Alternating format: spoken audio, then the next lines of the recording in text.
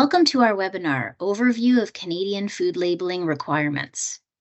My name is Erin Taraborrelli, and I'm the Director of Regulatory Affairs here at Source Nutraceutical, and I'd like to thank you for joining our webinar today. A little disclaimer, this presentation media is educational in nature and is not intended for broad public distribution. The technical content contained in this presentation is current as of its date of presentation and is presented for information purposes only. It is not intended to be, nor should it be construed as legal advice. First of all, who is SNI? Companies that partner with SNI need more than a typical regulatory or packaging compliance vendor. They partner with us to engage with a precise and ideal group of people with a unique skill set with whom lasting and valuable relationships are forged. We can handle all aspects of go-to-market tasks related, but not limited to, product compliance review, claims and translation, packaging artwork compliance, clinical trial management and design, and project and file management. So how can SNI help? Selling your product in Canada requires not only that your product be fully bilingual, but also that a long list of packaging regulations be met, such as type height, claims, compliant nutrition facts tables, and ingredient lists. If these criteria are not met, it can trigger a labeling violation from CFIA. Depending on the severity of the violation, corrective action may be as simple as updating artwork for the next production run, or as severe as a product recall. Recalls can be a result of missed allergen statements or incorrect ingredient declarations. Any type of corrective action can negatively impact your brand, from financial cost, unfulfilled production runs, to customer perception and damaged brand identity.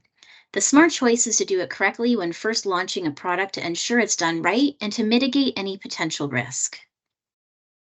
This webinar today will highlight the main elements of label regulations in Canada, including the regulatory framework for context and the mandatory and voluntary content you will see on compliant Canadian labels, and a quick overview of some new labeling regulations that have been published lately. We're going to start by putting the regulations into context with looking at the regulatory framework for food labeling in Canada.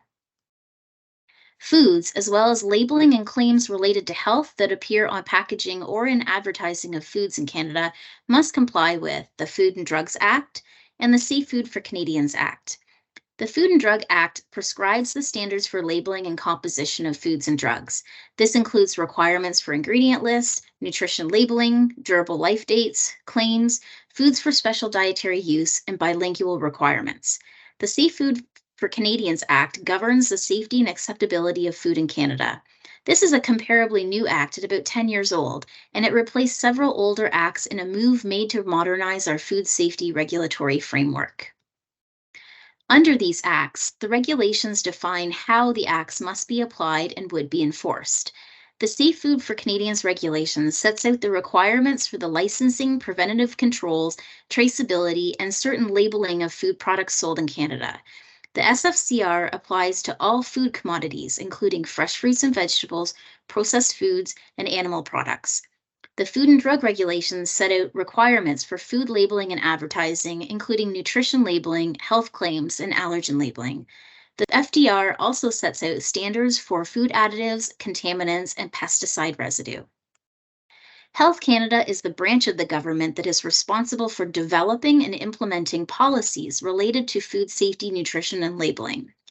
And the Canadian Food Inspection Agency is responsible for enforcing food safety regulations and standards, as well as monitoring imports and exports of food products.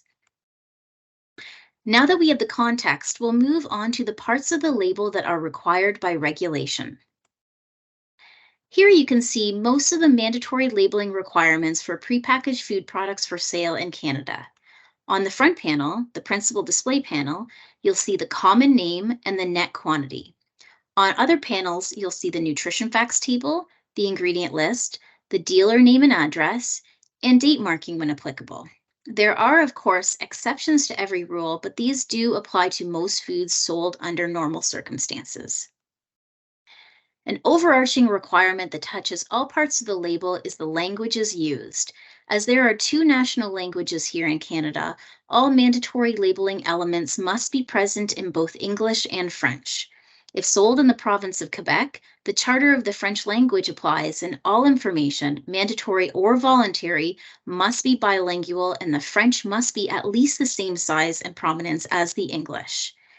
Generally, our clients are looking to sell nationally, or at least have that option in the future, so we do recommend to have a fully bilingual Quebec compliant label. The common name is the legal name of the product. This may be a regulated name like a standard of identity, a name that is otherwise found in the regulations, or in the absence of these, the common or usual name of the food or an appropriate descriptive name. It must be placed on the principal display panel, and it has minimum type height of 1.6 millimeters tall based on the lowercase o. There are lots of foods with a standard of identity, and that standard name can only be used when the standards criteria are met. Here is one example of a strawberry jam. Jam has a standard of identity, so when that is not met, possibly because of a sweetener used or an amount of fruit that doesn't meet the minimum, another name must be used. In this example, fruit spread was used instead, as this would accurately describe the product on the right. The net quantity is simply the amount of the product in the package. Depending on the type of product, this might be by weight, volume, or count. There is guidance that provides which option to use for your type of product. Metric is required, imperial is voluntary, and there is no required statement like net weight. The net quantity must be placed on the principal display panel, and there are minimum type heights based on the area of that principal display panel. That brings us to our ingredient list. In 2016, new regulations were published that changed the ingredient lists we see on the market today. Under the old regulations, there were few formatting requirements. Now we have a new, more highly regulated format with more prescribed type heights and spacing, mandatory mixed case black text on a white background, similar to what we see with the nutrition facts table, a border or lines to separate it from text around it, new requirements on the naming of colors, and possibly the biggest change, the grouping of sugar-based ingredients, which was intended to bring more awareness to consumers on the amount of sugar in the products they buy. The ingredients must be declared by their common name in descending order of weight, including their subcomponents. A new requirement mentioned in the last slide is the grouping of sugar-based ingredients, including obvious sources of sugar like white refined sugar or molasses, and others like syrups and fruit juice concentrates or pastes. The group would need to move up in the ingredient list based on the new weight of that group. And of course, there are exemptions for each of these requirements for certain ingredients and products. When allergens are present in the food, declaration of the allergen by its common usual name is mandatory, either by name within the ingredient list or in a contain statement at the end of the list. Companies may do both if they wish, though if they include a contain statement, all allergens and sensitivities are required to be shown there. Precautionary allergen statements such as may contain are acceptable if inadvertent cross-contamination is unavoidable. These statements are completely voluntary and may not replace proper allergen control procedures. In Canada, the priority allergens are milk, egg, tree nuts, peanuts, wheat, mustard, fish, crustaceans, shellfish, soy, and sesame. And we also treat sulfites, added sulfites, as a sensitivity and treat it in the same way that priority allergens are treated. The new regulations in 2016 also introduced some changes to the nutrition facts table. In the infographic from Health Canada showing the old and the new table format, you can see the larger calorie declaration and serving size section, updated daily values, updated micronutrients to declare, milligram declarations for those micronutrients, and a new footnote putting the daily values into context. Our new table closely followed the updated US Nutrition Facts panel, and here we show some differences between the new US Nutrition Facts panel and the new Canadian Nutrition Facts panel. Beyond the obvious dual language on the Canadian table and the English only for the US, You will also see that the Canadian table includes a daily value for sugars where the US does not, but does not include the line for added sugars, which is unique to the US, as well as vitamin D. The daily values and the rounding of the nutrients differ between the two panels as well. One of the biggest differences we may notice when comparing US and Canadian labels is the serving size. Both countries have established reference amounts for foods which must be used when declaring the serving sizes on the label, and they often don't match. As an example, in the US, you may see one slice of bread as a serving, whereas in Canada, the required amount to declare is always 2 slices of bread. In Canada, the nutrition facts table is very prescribed, and it is important to choose the most compliant nutrition facts table for your packaging from the compendium of templates. You must declare the name and the principal place of business of the responsible company on the label in Canada. This may be a Canadian or a foreign company, but it must lead to a physical location where the business can be found. A P.O. box is not permitted. There is no specified detail in the regulations for the address, but best practice would be at least the city, province or state, country, and postal code or zip code. The regulated type height is at least 1.6 millimeters based on the lowercase o, and it may not be located on the bottom of the packaging. Beyond the mandatory labeling, most companies want to add more information to their labels to explain the benefits of the product and to differentiate them from other products on the shelf. Some types of claims are highly regulated, some are less so, but all voluntary claims and statements must be truthful, accurate, and not misleading. One of the more common types of claims is nutrient content claims, which state or imply the level of a nutrient, such as low fat, 5 grams of protein, source of potassium. Only permitted nutrient content claims may be used, using only the wording specified in the regulations.